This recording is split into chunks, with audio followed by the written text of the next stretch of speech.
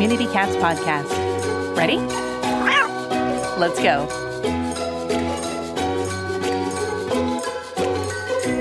Welcome to the Community Cats podcast.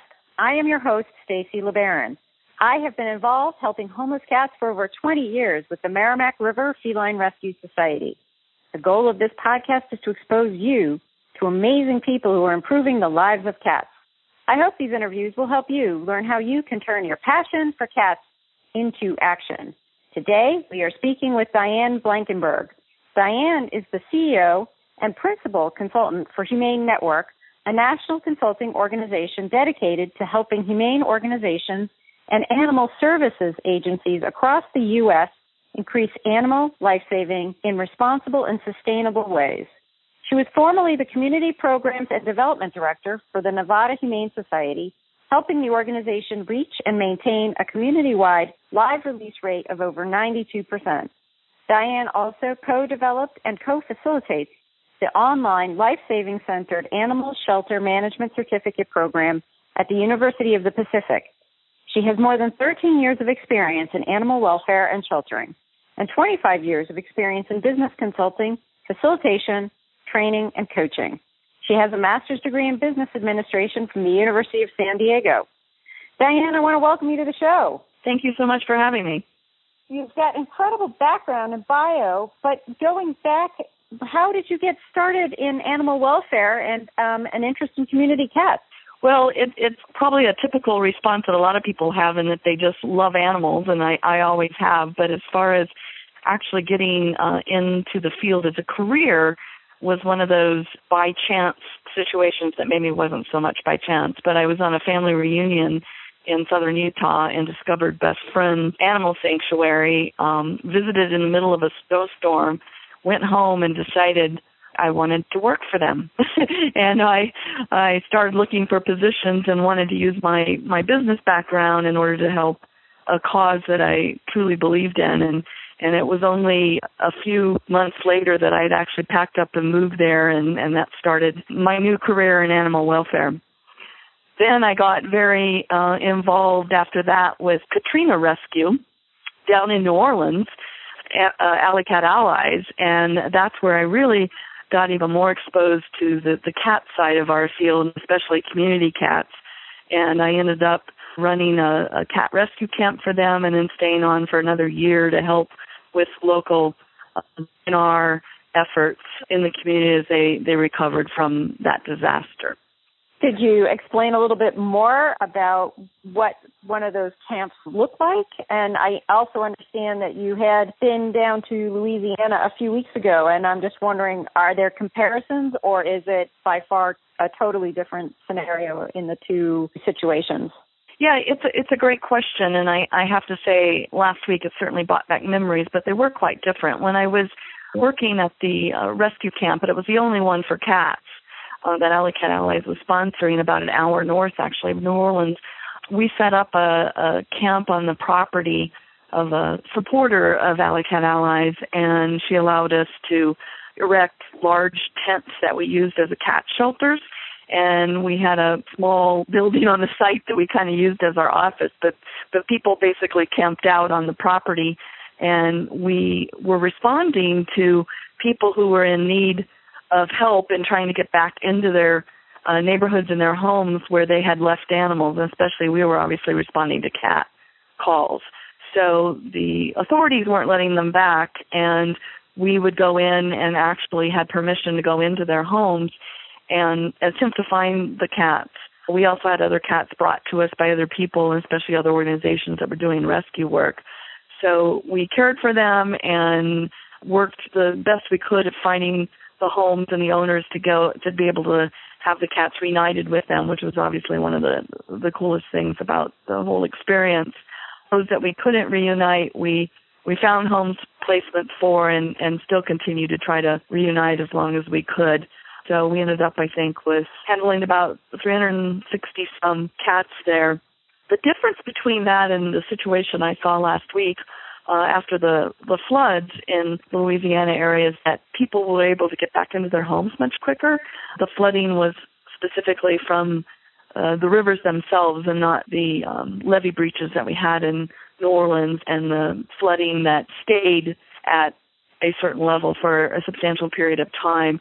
It was horrible what happened 2 weeks ago in Louisiana, but the waters did recede pretty quickly, which allowed people to get back into their homes. So we were already seeing people renovating their homes and trying to recover what was left. And we even visited some shelters that had already started to rebuild. So there's certainly still a lot to do, but it wasn't the same kind of sustained problem both for the people or the cats that the Katrina situation was. So were the folks allowed to bring their cats with them, or were there cat people letting cats out of their houses? Were there rescue efforts? We saw all these pictures of dogs being rescued and obviously farm animals and stuff, but didn't know what you thought the situation on the ground level was for the cats in general, as well as our community cats too. Well, exactly, and that's certainly the community cat side of it is even more challenging than the pet cats. But we did visit some of the temporary shelters, both for people and animals, and the organizations that were in charge did allow both cats and dogs to go with the people, and they actually were housing them in the same facility, not necessarily side by side with them. They call it co-located, but they did have people that were running like a mini temporary shelter for the people that they took in that also had pets. And then, of course, other shelters were set up where people were bringing in strays, both cats and dogs, that they found after the floods, and in some cases some animals, were washed down. We did visit a particular shelter that was actually right on a riverbank called Denham Springs in a parish just outside of Baton Rouge. And I met with the executive director there, and she had relayed to me that she was there when the flooding happened, and they basically opened up the kennels of the doors, and if the cats, they just grabbed whatever carrier or box they could put them in as fast as they could, and then the water rose to a foot of the top of the shelter. They were literally just pulling animals up onto the roof. They had some 60 dogs up on the roof at one time that were being then rescued into the boats, and out of the 100 cats that they had there, she said they only lost maybe 6. It all happened so fast that the people were literally swimming in to help them. They also had a feral cat colony on their property that they obviously didn't know what had happened until afterward, and a large percentage of those cats made it through also. So, that's interesting. So the feral cats found some place to hunker down until the waters receded? Yes, and that's what we found with other people that had, when they have told the stories of rescuing cats, they were basically in trees.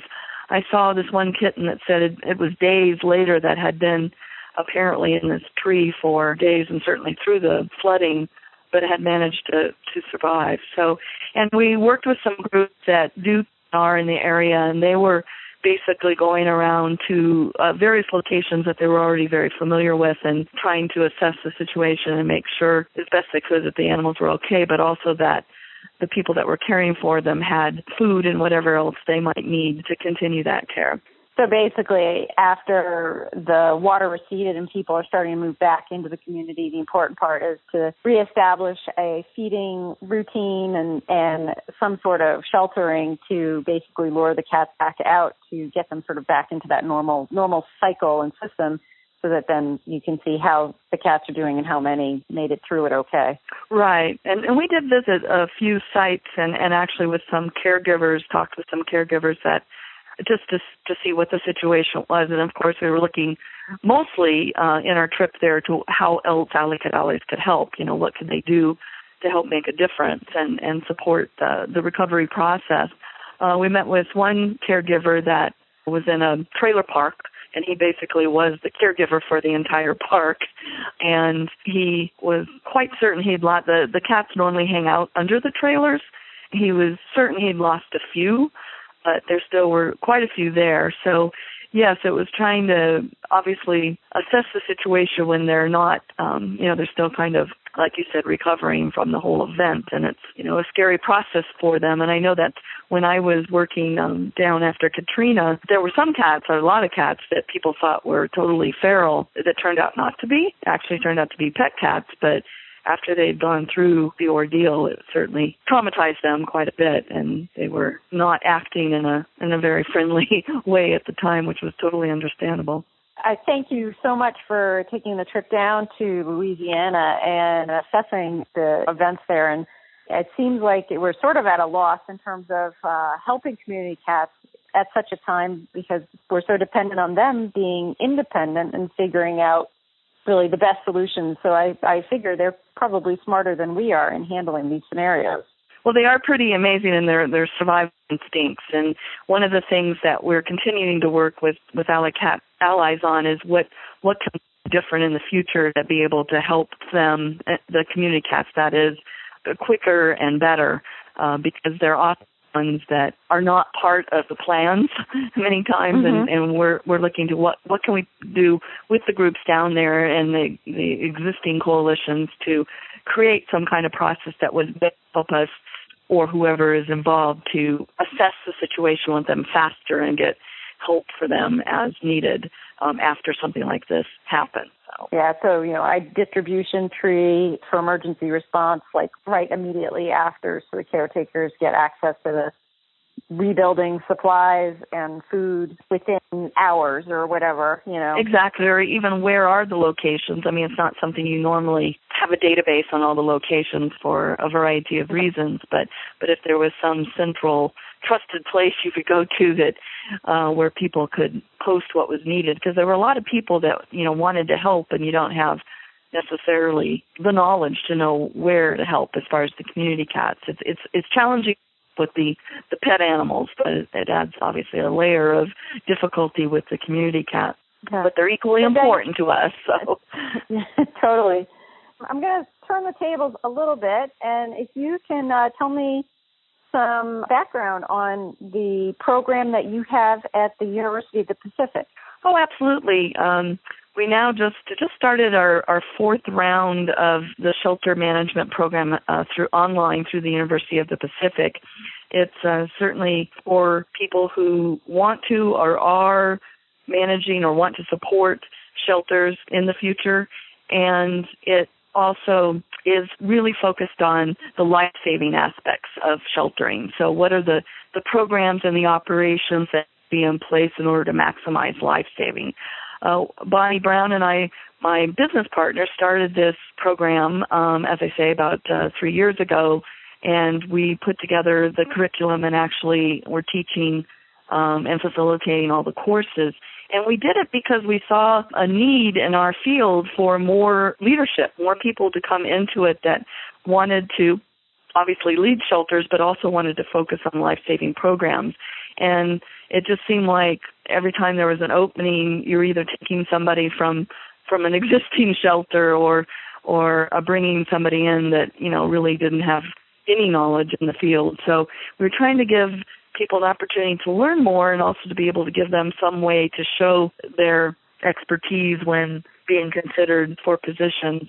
So it's been super successful. It's been full every year, and like I say, just started the fourth round, and when I say round, there are 5 courses, 5 6-week courses.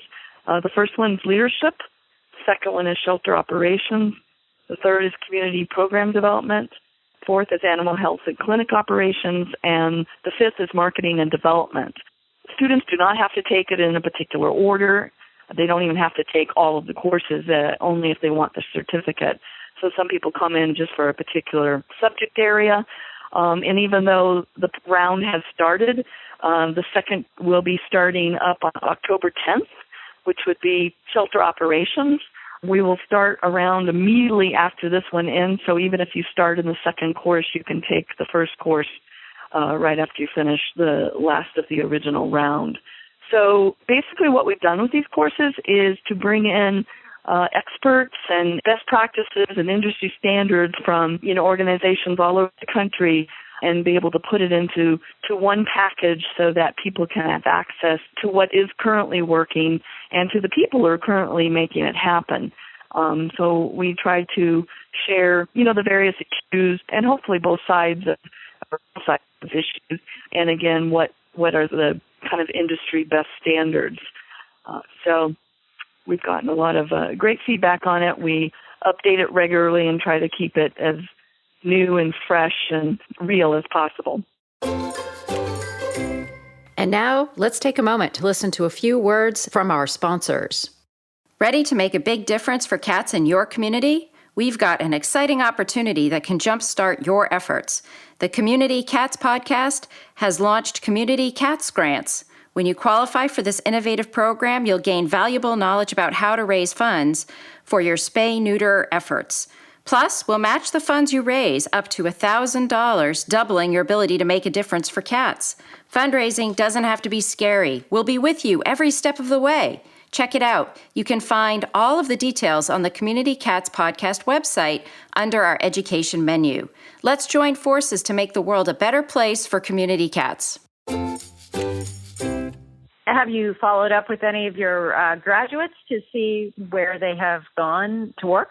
Yes, I can't say the names of the places off the top of my head, but we certainly have. We stay in touch with a lot of our students through a variety of ways, and we do have a distribution list, so when we see job openings, we send it out to them. And I just got a note the other day from a woman that said she got a job in the field, and she totally credited her experience with this program that allowed her to get that position and get into this field, and she was extremely happy. So yes, we definitely do, and it's very rewarding to hear that they have been successful in finding jobs. And sometimes it's more, some people are already in the field and just moving up into more leadership role.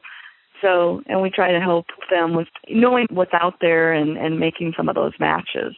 So, yeah, I mean, I think oftentimes organizations may try to promote internally when they're looking for a new executive director or new leadership position. So sometimes the director of operations may move from operations into executive director position. But there's so much more that goes into being an executive director from operations, but yet there really isn't much of a training process. And it sounds like this program might be ideal for something like that. Yeah, absolutely. And even somebody who wants to be an operations director, because it doesn't have to just be people that want to be in the totally lead position. But you're right, there's a lot of different aspects of running a shelter and being able to be exposed to all those. And sometimes, someone's in a executive director position, but they may not be as strong in some of the other areas, which gives them a more well-rounded feel for the field and for the various aspects of running a shelter, especially depending on the size of it. With the University of Pacific, how many graduates have you had approximately? Oh gosh, that's a great question. I think we've got about 35 that signed up for this round. They don't all take, all 5 courses and therefore get a certificate, but we've had at least, I'd say, between 20 and 25 each year. And so the 4th year, so that would be, I would say, around maybe 75 so far. So if you keep track, you'll get close to that 100 and you can have a celebration at that point in time. Yeah, that would be great. Absolutely. 100 new leaders in animal welfare. I think leadership development, I think education as an ongoing practice for everyone is really important.